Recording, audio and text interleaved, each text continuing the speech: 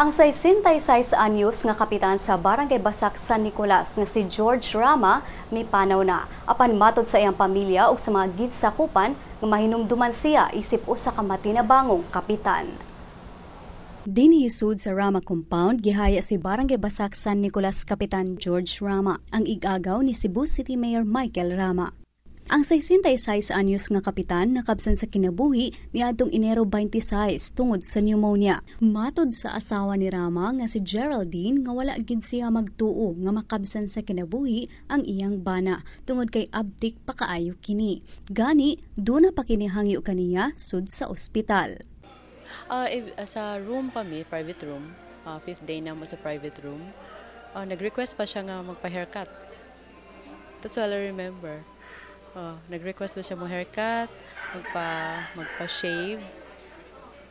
Kung ano magpa-shave bang ka, magpa-haircut bang ka, nga maayo naman ta.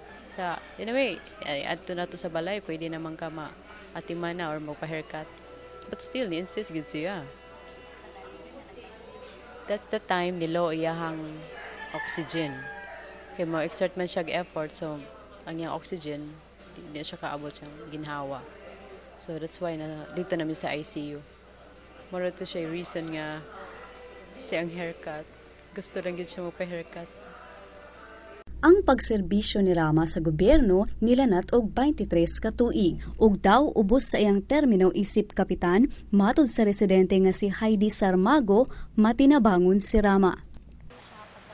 Kanang moduol kaniya tabang ina siya. Oo, kanang na kay mga problema adto ka sa ilahang balay or else sa barangay. Mo kuan gina siya mo entertain gina sikap makawatan na. Kuan kay diri sa amo ang dapit kanang hadlo kaayo.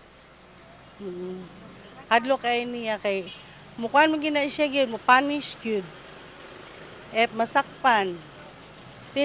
Kami diri free kuan kay mi diri kanang peaceful kay mi diri dapita wala gyud kuan kawat.